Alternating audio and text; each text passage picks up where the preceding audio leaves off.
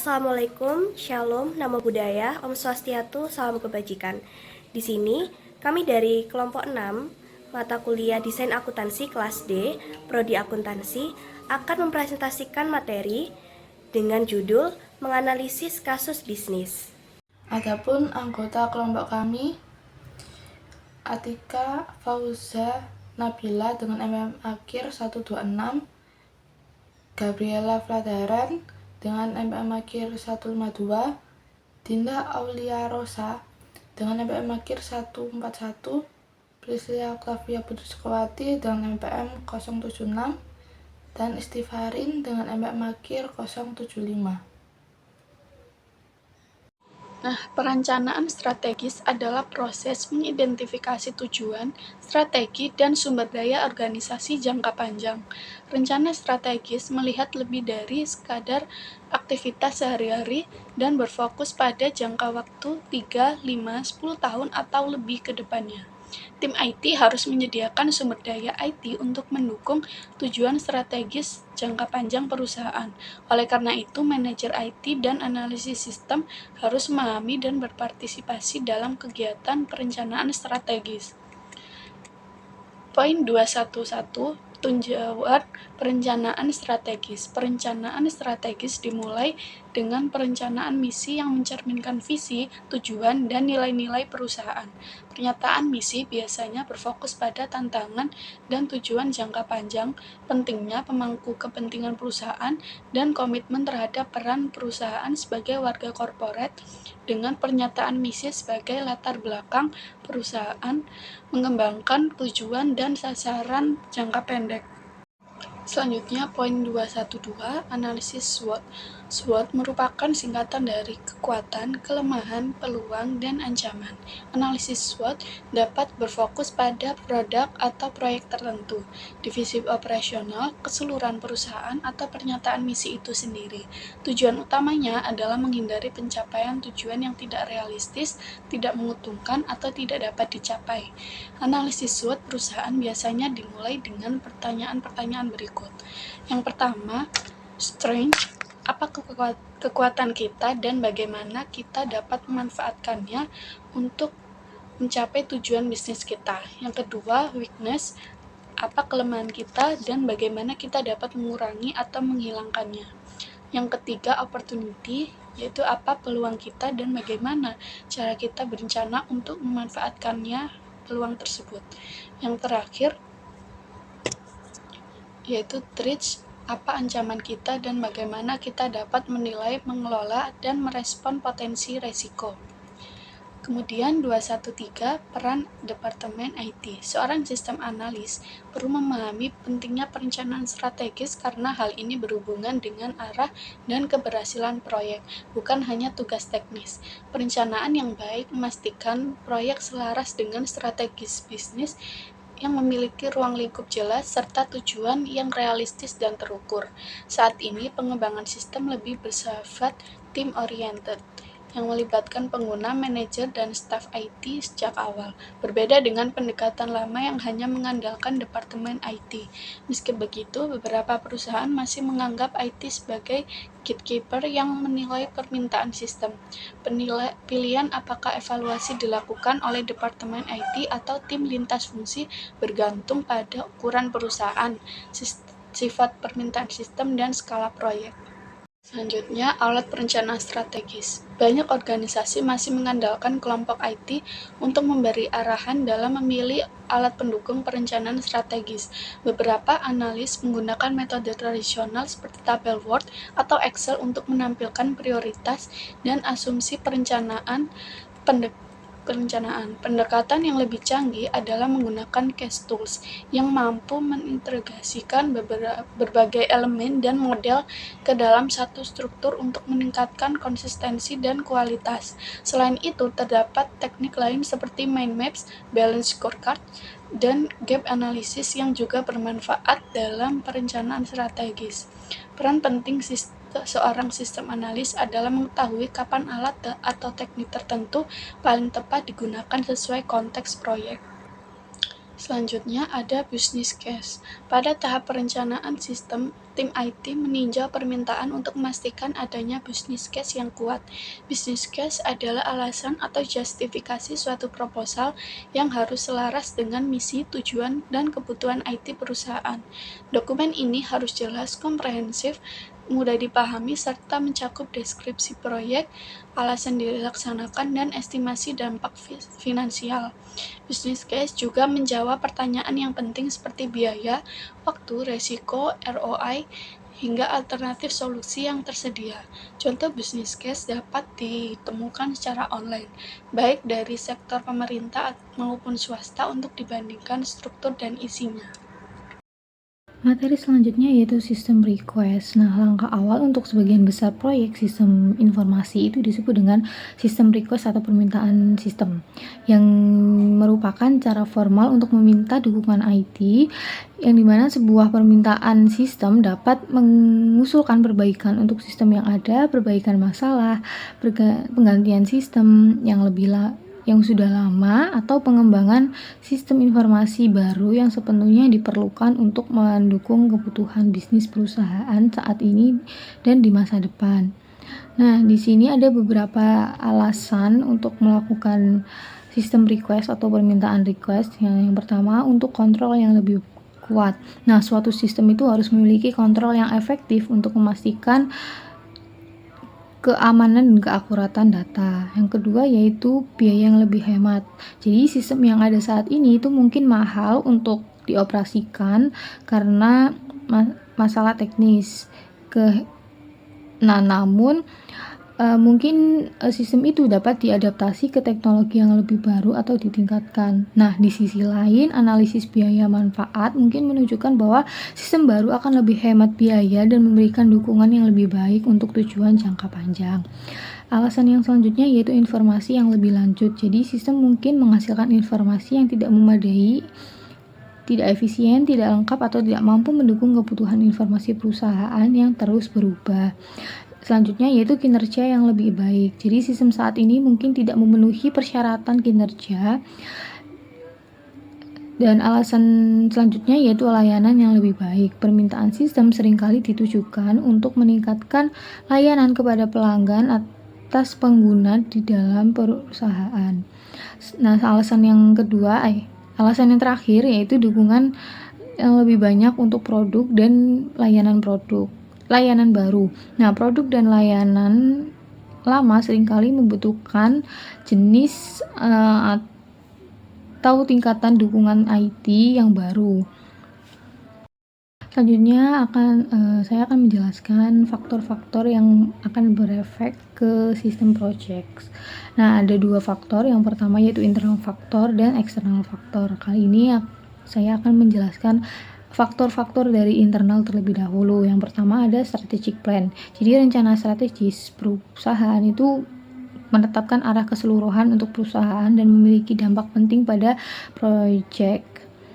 Nah, faktor yang kedua yaitu top manager. Nah, keputusan top manager ini biasanya didasarkan pada tujuan bisnis strategis yang memerlukan sistem IT baru, informasi tambahan untuk proses pengambilan keputusan, atau dukungan yang lebih baik untuk sistem informasi yang kritis bagi operasional. Jadi, keputusan top manager ini sangat berpengaruh bagi sistem project.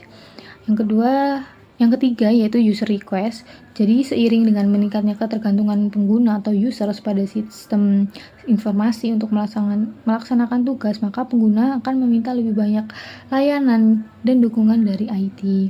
Selanjutnya yaitu Information Technology Department. Jadi sistem project request ini juga bisa datang dari departemen IT itu sendiri, karena staff IT sendiri itu yang pasti sudah paham apa yang dibutuhkan dari projectnya, dan staff IT sering memberikan rekomendasi berdasarkan pemahaman mereka tentang operasional bisnis dan tren teknologi. Faktor yang selanjutnya yaitu existing system and data. Jadi kesalahan atau masalah dalam sistem yang ada dapat memicu permintaan proyek sistem dan pastinya akan berefek pada sistem project. Selanjutnya itu company finance, yang dimana kondisi keuangan suatu perusahaan dapat mempengaruhi project system.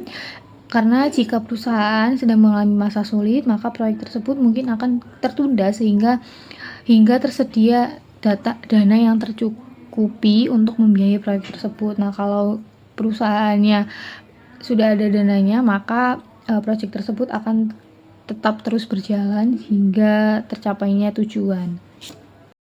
Faktor selanjutnya yaitu eksternal. Nah, di sini ada beberapa faktor. Yang pertama yaitu teknologi. Jadi perubahan teknologi itu merupakan kekuatan utama yang mempengaruhi bisnis dan masyarakat secara umum. Jadi teknologi juga itu secara otomatis akan mengubah operasi bisnis yang sudah ada. Makanya teknologi ini sangat berpengaruh pada sistem project. Yang kedua yaitu suppliers. Dengan pertumbuhan Electronic Data Interchange atau EDI yang berhubungan dengan pemasok menjadi sangat penting.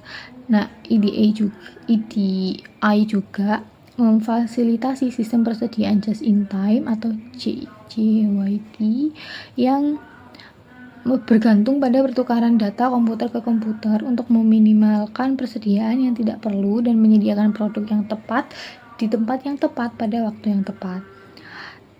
Faktor selanjutnya yaitu kompetitor. Jadi persaingan itu mendorong banyak keputusan sistem informasi, penelitian dan pengembangan produk baru, pemasaran, penjualan, dan layanan semuanya memerlukan dukungan teknologi informasi.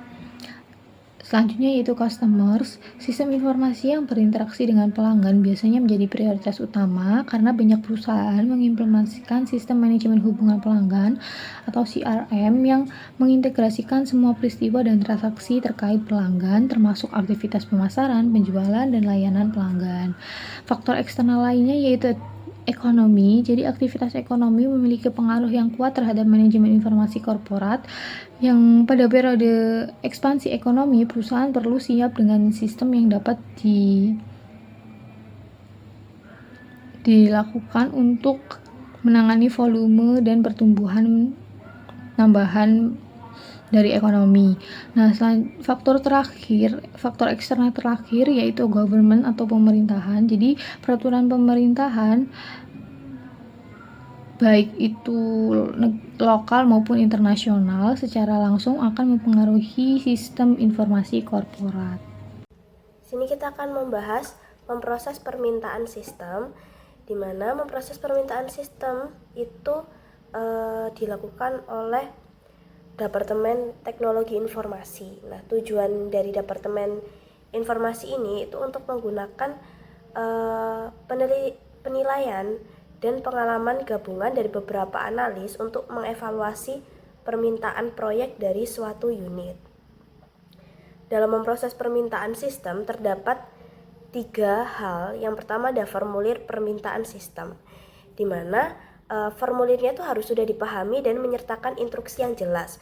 Formulir itu harus memiliki ruang yang cukup untuk semua informasi yang diperlukan dan harus menunjukkan dokumen pendukung apa saja yang diperlukan.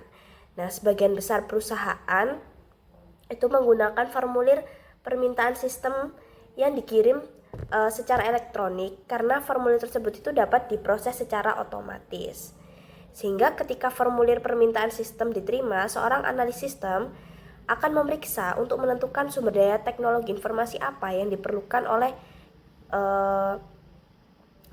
unit tadi itu untuk investigasi awal. Kemudian yang kedua ada alat permintaan sistem. Jadi ketika jumlah permintaan yang diajukan melalui formulir itu otomatis menjadi signifikan, atau jika permintaan tersebut itu berasal dari sumber internal maupun pelanggan eksternal, alat permintaan sistem khusus itu dapat digunakan untuk membantu mengelola alur kerja. Kemudian hal yang ketiga ada komite peninjauan sistem, di mana perusahaan besar itu biasanya menggunakan komite review sistem untuk mengevaluasi permintaan sistem. Kemudian pendekatan komite itu akan memberikan beragam pengalaman dan pengetahuan sehingga memungkinkan penentuan prioritas yang lebih efektif dan mengurangi bias individu. Nah, komite ini biasanya terdiri dari direktur teknologi informasi dan beberapa manajer yang berwenang. Kelebihan dari komite itu ada perspektif yang luas dan juga di sisi lain, kelemahannya itu seperti keterlambatan keputusan, sehingga pertemuan komite berikutnya itu dan potensi bias anggota terhadap proyek dari departemen mereka sendiri bisa memperlambat keputusan yang penting. Sedangkan di sisi lain, perusahaan kecil itu sering mengandalkan satu orang dengan keahlian teknologi informasi yang diperlukan untuk mengevaluasi permintaan, dengan catatan orang tersebut harus berkoordinasi erat dengan pengguna dan manajer untuk memastikan kebutuhan bisnis dan operasional sudah terpenuhi. Selanjutnya, menilai kelayakan permintaan. Di sini terdapat 5 pokok bahasan. Yang pertama ada studi kelayakan, di mana sebuah studi kelayakan itu menggunakan 4 tolak ukur utama untuk mengukur sebuah proposal kelayakan operasional: kelayakan ekonomi, kelayakan teknis, dan kelayakan jadwal. Seberapa besar upaya yang harus dilakukan dalam studi kelayakan itu tergantung pada sifat permintaannya.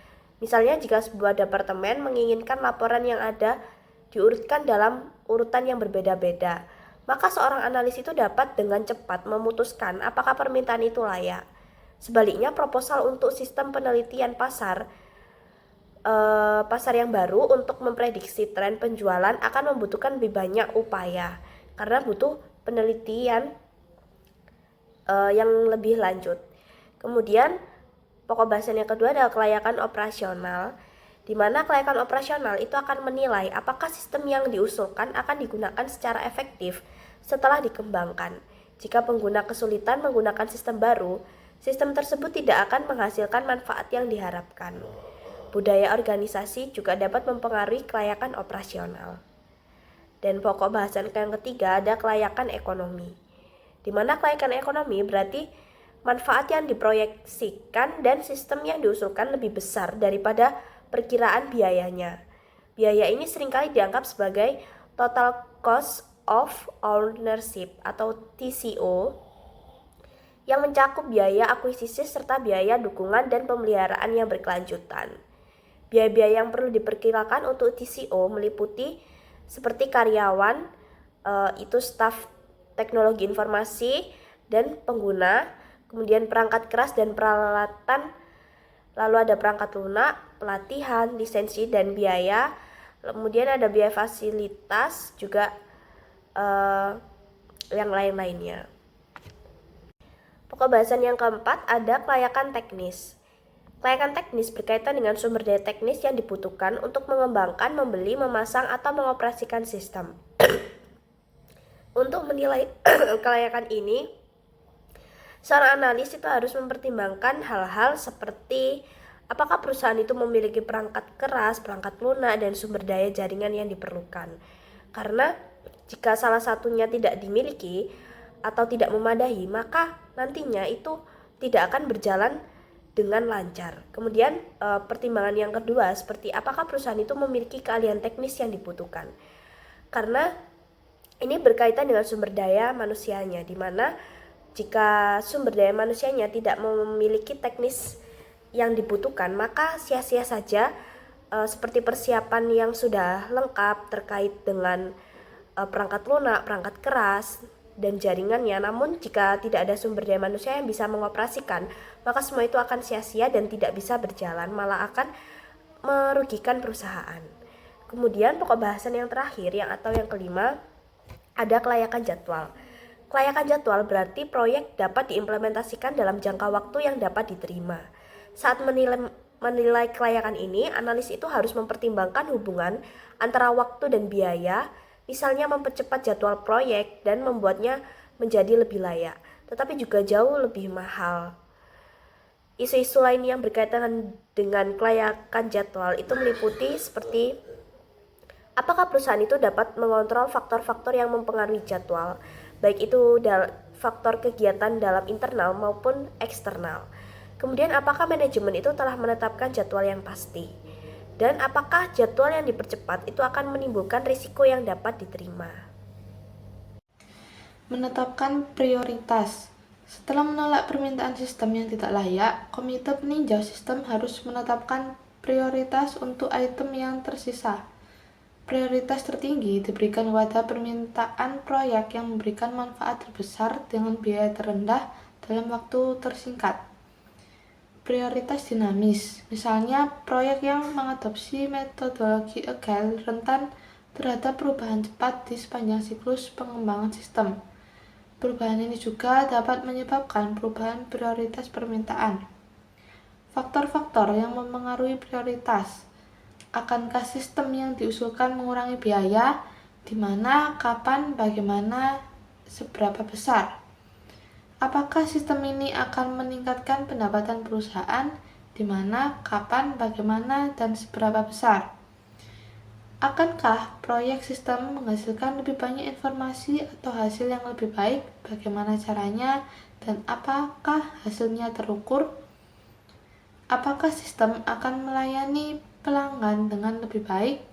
Apakah sistem ini akan memberikan manfaat lebih bagi organisasi? Dapatkah proyek dilaksanakan dalam jangka waktu yang wajar? Berapa lama hasilnya akan bertahan? Apakah sumber daya keuangan, manusia, dan teknis yang diperlukan tersedia? Proyek diskresioner dan non-diskresioner. Proyek di mana manajemen mempunyai pilihan dalam mengimplementasikannya, yaitu disebut proyek diskresioner. Proyek yang tidak memiliki pilihan disebut proyek non-diskresioner. Pembuatan laporan baru untuk pengguna merupakan contoh proyek diskresioner. Menambahkan laporan yang diwajibkan oleh Undang-Undang Federal baru merupakan contoh proyek non-diskresioner. Jika suatu proyek tertentu tidak bersifat diskresioner, analis sistem harus menanyakan apakah komite peninjau benar-benar perlu mengevaluasinya. Banyak proyek non-diskresioner yang dapat diprediksi, contohnya termasuk pembaruan tahunan untuk pengkajian, presentasi pajak, atau perubahan triwulan dalam persyaratan pelaporan untuk sistem pemrosesan asuransi. Penyelidikan awal. Seorang analis sistem melakukan investigasi awal untuk mempelajari permintaan sistem dan merekomendasikan tindakan sistem. Setelah mendapatkan otorisasi untuk melanjutkan, analis berinteraksi dengan manajer, pengguna, dan pemangku kepentingan lainnya. Perencanaan investigasi awal.